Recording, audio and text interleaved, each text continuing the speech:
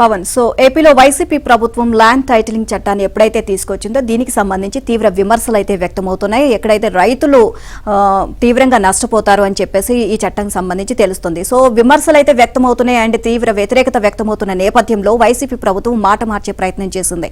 So ఈ land titling చట్టానికి సంబంధించి మాకు ఎటువంటి సంబంధం లేదు, నీతి ఆయోగ్ అలాగే కేంద్రం చేస్తేనే చేయమంటేనే మేము చేశాము, సో దీనికి సంబంధించి మాకు ఎటువంటి సంబంధం లేదు అని చెప్పడం జరిగింది. సో ఇప్పుడు ఫైనల్ గా నీతి ఆయోగ్ స్పందించడం జరిగింది. సో దీనికి సంబంధించి ఈ చట్టానికి సంబంధించి మాకు ఎటువంటి సమాచారం లేదు, సో మాకు సంబంధమే లేదు అని చెప్పడం జరిగింది. దీనికి సంబంధించి అంటే ఓవరాల్ గా నీతి ఆయోగ్ స్పందించిన తర్వాత సో ల్యాండ్ టైటిలింగ్ చట్టానికి సంబంధించి వైసీపీ ప్రభుత్వం అబద్ధాలు చెబుతుంది అని చెప్పి తేటతెల్లమైతే అయిపోతుంది. చూస్తే ఏపీలో వైసీపీ ప్రభుత్వం తీసుకువచ్చిన ల్యాండ్ టైటిలింగ్ యాక్ట్ వెనుక ఏం జరిగిందన్న విషయంలో ముసుగు తొలగిపోయింది. ఈ చట్టాన్ని కేంద్రం చేయాలని చెబితే చేశామని, నీతి ఆయోగ్ సిఫార్సు చేస్తే తీసుకువచ్చామని చెప్పిన సీఎం జగన్ సహా ప్రభుత్వ పెద్దల మాటలు పచ్చి అబద్దాలేనని స్పష్టమైంది.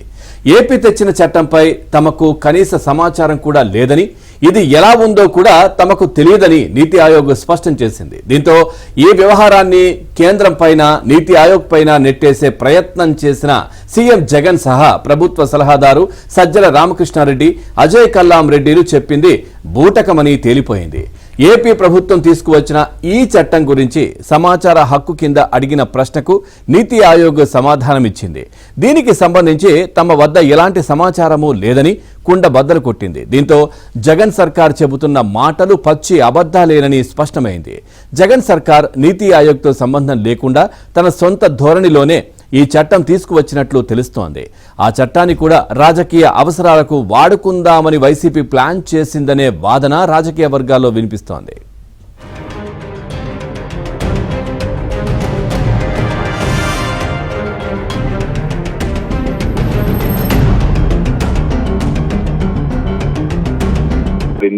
ఇది అధికార పార్టీకి శరాఘాతంగా కూడా మారింది. అయితే ఆ సమయంలో అధికార పార్టీ అపవాదు నుంచి తప్పించుకునేందుకు కేంద్ర ప్రభుత్వమే ఈ చట్టాన్ని చేయమని చెప్పిందని నీతి ఆయోగ్ సూచించింది అని చెప్పి కూడా పేర్కొన్నారు. ఇదే అంశాన్ని ముఖ్యమంత్రితో పాటు సజ్జల రామకృష్ణారెడ్డి, ఇతర నేతలు కూడా పదే పదే చెప్పారు. చివరికి అజయ్ కల్లాం రెడ్డి కూడా చెప్పారు. అయితే ఇప్పుడు అది వాస్తవం కాదు అని తేలిపోయింది. కేంద్ర ప్రభుత్వానికి ఇటీవల కాలంలో ఆర్టీఐ ద్వారా సమాచారాన్ని అడిగితే ఆ సమాచారం అన్ని కేంద్ర ప్రభుత్వం ఇప్పుడు ఆర్టీఐ కింద దరఖాస్తు చేసిన వారికి ఇచ్చింది. దీంతో నీతి ఆయోగ్ ఈ చట్టానికి తమకి సంబంధం లేదు అని చెప్పి స్పష్టం చేసింది. నీతి ఆయోగ్ సిఫార్సుల మేరకు తీసుకొచ్చిన ఏపీ ల్యాండ్ టైటిలింగ్ చట్టం ఎలా ఉంది అని అడిగిన ప్రశ్నకు మా దగ్గర ఎలాంటి సమాచారం లేదు అని స్పష్టం చేశారు.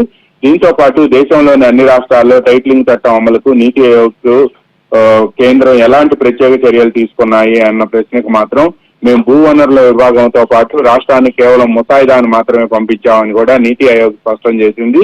దీంతో పాటు రైతులు భూములు అమ్ముకోవటానికి రాష్ట్ర అనుమతి తీసుకోవాలన్న ప్రశ్నకు ఏపీ ల్యాండ్ టైటిలింగ్ చట్టంలో ఏముందో మాకు తెలియదు, దానికి సంబంధించి ఎలాంటి సమాచారం కూడా తమకు లేదని చెప్పి నీతి ఆయోగ్ స్పష్టం చేసింది.